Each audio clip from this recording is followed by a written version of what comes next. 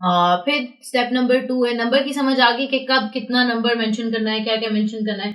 अब हम आते हैं रैशनैल के ऊपर। रैशनैल का सिंपली मतलब है कि बहुत सा कंटेंट अल्हम्दुलिल्लाह मेरा है, रैंक भी करता है, तो वो कौन सा कंटेंट ज्यादा रैंक करता है जिसके अंदर हम रैशनैल को अपील कर रहे होते हैं। रैशनैल क्या होता है कि बेसिक वजह क्या है, कोई रीजन क्या है किसी काम को करने की। आप फ्रीलांसिंग सीखना चाहते हैं, क्यों सीखना चाहते हैं, रैशनैल क्या है फ्रीलांसिंग के पीछे, कि आप अर्निंग कर सकें, आप घर बैठे स्टेबल अर्निंग कर सकें, आप अपने ड्रीम्स अचीव कर सकें। आप डिजिटल मार्केटिंग या कोई भी चीज अगर हम किसी के बारे में लिख रहे हैं तो हमें पता होना चाहिए कि इसका मकसद क्या है और लोग इस कंटेंट को क्यों पढ़ेंगे, उनको क्या मिलेगा। रैशनैल बहुत जरूरी है। अगर हमने अच्छा रैशनैल लिखा हो तो लोग तो कंटेंट पढ़ते भी नहीं है। 59% ऑफ द टाइम्स लोग सिर्फ टाइटल पढ़ के उसको शेयर कर देते हैं। तो अगर हमने उनके रैशनैल को, उस वजह को अपील किया है और उनको रीजन दिया है तो वो जरूर उसको रिस्पॉन्ड करेंगे, शेयर करेंगे। जो बिजनेसेस ब्लॉग करते हैं उनको ट्वाइस एज मच ट्रैफिक मिलती है एज कम्पेयर टू वो बिजनेसेस जो ब्लॉग नहीं करते। ये हेडिंग्स हैं जो आप रैशनैल्स बना के डाल सकते हैं अपने फेसबुक पे, इंस्टाग्राम पे, लिंक्डइन पे। वहां से लोग क्लिक करके उस हेडिंग को आपके ब्लॉग तक आ भी जाएंगे। फेसबुक और लिंक्डइन पे डालना ज्यादा बेहतर है, इंस्टा से इतने क्लिक्स नहीं, ब्लॉग्स को सेल्स की बात नहीं। फॉर एग्जाम्पल हम कहें 5 टिप्स टू डू समथिंग, ये रैशनैल्स हैं जो आप अपनी हेडिंग में इस्तेमाल कर सकते हैं। टिप्स, रीजंस, पहली चीज तो हमने पढ़ी है, फॉर्मूला समझा रही हूँ आपको पूरा, ठीक है, हेडिंग बनाने का। पहली चीज हमने पढ़ ली, 5 आना चाहिए, 7 आना चाहिए। दूसरी चीज है रैशनैल आना चाहिए।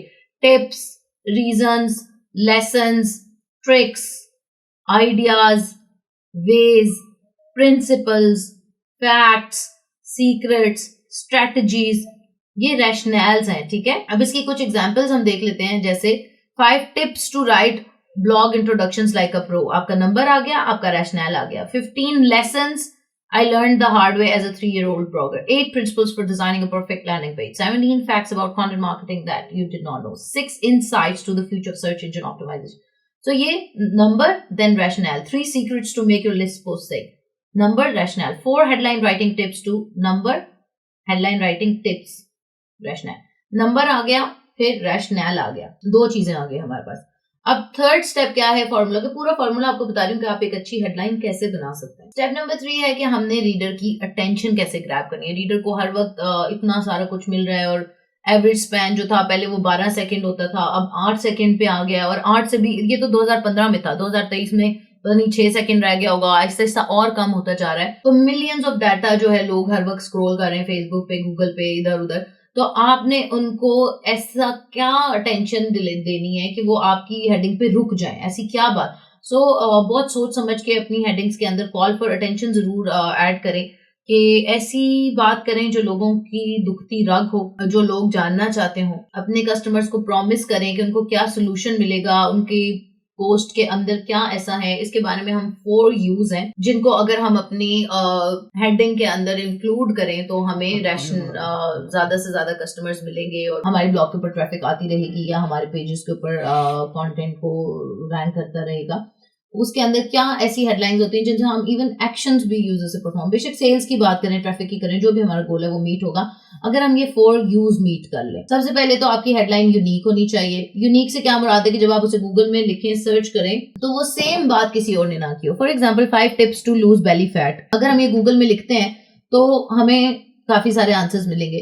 अब हमने देखना है कि जो टाइटल्स, अभी आपको करके दिखा देती हूँ बल्कि, 5 tips to lose belly fat, इसमें ये तो आपको याद है ना रैशनैल। नीचे मुझे कमेंट्स में बताइए जो मैं टाइप कर रही हूँ 5 tips to lose belly fat, इसमें अभी तक हमारे फॉर्मूला में से हमने 2 चीजें पढ़ ली हैं, रैशनैल और नंबर। वो आपको नजर आ रहा है या नहीं आ रहा, रैशनैल की समझ आ रही है इसमें। अब ये देखो, जब मैंने लिखा गूगल में तो मुझे आ गया 8 ways to lose belly fat, 19 tips, 5 ways how to lose, 5 tips. अब इसका मतलब है कि ये ऑलरेडी एग्जिस्ट करता है, ठीक है, ये मेरा यूनिक नहीं है title. 5 tips to lose belly fat exactly आ गया। अब हमने इसको थोड़ा सा चेंज करना है ताकि वो यूनिक हो जाए। इसको इन्वर्टेड कॉमर्स में डाल के भी हम सर्च कर सकते हैं, ठीक है, ताकि हमें यूनिक टाइटल हमने जनरेट करना है जिसके बारे में बात नहीं हो रही, ठीक है। ये एग्जैक्ट आंसर ऑलरेडी मौजूद है तो हमने इसको थोड़ा सा चेंज कर लेना है। 5 tips to lose belly fat in summer, देखो कोई सर्च नहीं आ रहा ना, इसका मतलब है कि ये हमारा अच्छा टाइटल है, हम इसको यूज कर सकते हैं, ठीक है। फिर अल्ट्रा स्पेसिफिक होना चाहिए। इस यूज से क्या मुराद है, 4 यूज हैं, यूनिक हो, अल्ट्रा स्पेसिफिक हो, यानी जिस बारे में 5 tips to lose belly fat in summer, ये बिल्कुल स्पेसिफिक टाइटल है कि पता चल रहा है जी बेली फैट लूज करना है, उसके बारे में 5 टिप्स दी गई हैं। विंटर्स में नहीं है, समर्स में लूज करने के लिए ये टिप्स हैं, विंटर्स में मेरे काम नहीं आएंगी। सो अल्ट्रा स्पेसिफिक है, बिल्कुल डिफाइन कर रहा है कब है और किसके लिए। सेंस ऑफ अर्जेंसी जरूर होना चाहिए कि लोगों को ना आज की सोसाइटी में एक सबसे बड़ा लोगों का मसला है fear of missing out, fear of being left out, कि मैं कहीं पीछे ना रह जाऊं, मेरे से आगे ना निकल जाएं, ऑफर खत्म ना हो जाए। They want to be a part of the community, they want to be ahead of time. वो नहीं चाहते कि कोई उनसे आगे निकल जाए और वो पीछे रह जाए या कोई चीज ऐसी हो जिसका उन्हें ना पता हो। सो ये सेंस ऑफ अर्जेंसी आपने अपील करना है इस चीज को कि अभी लिमिटेड टाइम ऑफर है या अभी करने की चीज है, वक्त निकल जाएगा, ठीक है। प्रोवाइड समथिंग यूजफुल, वही ओरिजिनल कंटेंट वाली बात है कि आपका कंटेंट जब किसी का यूजफुल का क्या मतलब होता है, फायदा दे रहा हो, किसी के इस्तेमाल में आ रहा हो, किसी का प्रॉब्लम सॉल्व कर रहा हो, सही है। सो मेक श्योर कि आपका कंटेंट जो है वो यूजफुल है, किसी का प्रॉब्लम सॉल्व कर रहा है, यूनिक पीस ऑफ कंटेंट है, और आपने उसमें स्क्रीनशॉट्स डाले हैं, मल्टीमीडिया ऐड किया है, इन्फोग्राफिक्स ऐड किए हैं, डाटा ऐड किया है, एक्शनेबल स्टेप्स दिए हैं, जो चीज हमने पहले डिस्कस की थी, ठीक है। तो ये 4 यूज ऑफ राइटिंग है, अगर आप ये समझ लें तो आपकी हेडलाइंस अटेंशन ग्रैबिंग बन जाएंगी, ठीक है। अच्छा, ये बहुत जरूरी बात है क्लैरिटी के पर्पज से कि अगर आपने हेडलाइन लिखी है तो उसके अंदर ऑब्वियस बात है, अगर आपको लग रहा है कि जी ये तो ऑब्वियस है, मैं डिजिटल मार्केटिंग का ब्लॉग लिख रहा हूं, तो आपने फिर भी उसकी हेडिंग में मेंशन करना है कि ये blog about digital marketing success है। क्लैरिटी ऑफ पर्पस बहुत ज्यादा जरूरी है कि ये फॉर एग्जांपल यहाँ पे हमने सीधे सीधे सिंपल वर्ड्स का इस्तेमाल कल भी हमने डिस्कस की थी, इसकी कुछ एग्जांपल देख लेते हैं यहाँ पे। जैसे एग्जांपल है डोंट यूज, ये नहीं यूज करना। 12 meticulous saving tips for the financial immature. Meticulous financial immature किसी को नहीं समझ आ रही है क्या है। सिंपली आप कह सकते हैं 12 effective saving tips for those who want extra cash.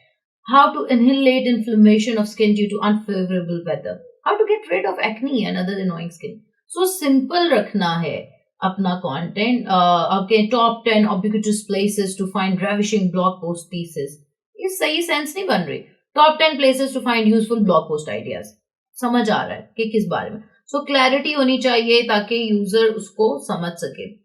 ये हम देख रहे हैं लिंक्डइन के ऊपर स्पेशली कि कंटेंट जो रैंक कर रहा है वो ज्यादातर न्यूट्रल कंटेंट है, कॉमन वर्ड्स और एडजेक्टिव्स का इस्तेमाल कर रहा है जो लोगों को समझ आ रहे हैं, ठीक है। अब ये भी एक चीज है कि ये हेडलाइन जो नीचे फॉर एग्जाम्पल ये Harvard study business study review के अंदर पब्लिश हुआ, ये गलत एग्जाम्पल। इस एग्जाम्पल के अंदर आप देखें you can't move up if you stuck in your boss's shadow. सबसे बड़ा प्रॉब्लम इस टाइटल में क्या है कि ये इसके अंदर क्लैरिटी ही नहीं है। ये 2 नेगेशंस आ रही हैं। यू कांट मूव अप, तुम नहीं ऊपर जा सकते। If you are stuck in your boss shadow, क्योंकि तुम अपने बॉस की शैडो में फंसे हुए। दोनों नेगेटिव वर्ड्स हैं। कांट मूव अप यानी नहीं करना, कोई चीज नहीं कर सकते, तुम नहीं जा सकते, तुम नहीं कर सकोगे, ये अप्रोच ही नेगेटिव है। और stuck in your boss's shadow, stuck होना भी एक नेगेटिव अप्रोच है। हमने इस हेडलाइन को बेहतर तरीके से कैसे लिख सकते थे, एक तो है हम कहें how to move up and not get stuck in your boss's shadow. Then again इसमें स्टक का वर्ड तो आ रहा है, हमने कोशिश करनी है हम इसे भी निकालें। तो हम कह सकते हैं how you can move up, how you can move up easily in your work place. अब देखो कितना सिंपल और इजी हो गया ना। आप फर्क देख सकते हो दोनों जुमलों में। अगर मैं कहूं you can't move up if you stuck in your boss's shadow, आपके जहन में एक नेगेटिव इंप्लीकेशन आ रही है कि मैं तो कर ही नहीं सकता, मैं तो स्टक हूं, हाय मैं क्या करूं बेचारा मैं। बट अगर अब मैं ये कहूं how you can move up easily in your work place, तो आपको कितना सकी यार मैं तो कर सकता हूँ, मैं इजीली अपनी वर्क प्लेस में मूव अप हूं। इस तरह आपने अपना कंटेंट फॉर्मेट करना है कि उसके अंदर क्लैरिटी हो, वो स्ट्रेट हो, स्पेसिफिक हो, यूजफुल हो, ठीक है। अब ये एक बड़ी अच्छी हेडलाइन है वेबसाइट के ऊपर। अच्छा, ये लोग समझते हैं अक्सर कि हेडिंग जो है वो सिर्फ ब्लॉग पोस्ट में नहीं, हेडिंग आपके हेडिंग टाइटल्स आपकी वेबसाइट पे भी आएंगे, आपके लैंडिंग पेज पे भी आएंगे, इवन आपके एड्स में भी आती हैं। तो ये आपने ये नहीं समझना कि ये क्लास सिर्फ कोई ब्लॉग के लिए हो रही है। ये ओवरऑल कंटेंट राइटिंग में आपको बेतहाशा जगह कॉपी राइटिंग के अंदर सबसे ज्यादा काम ही अच्छी हेडलाइंस का है।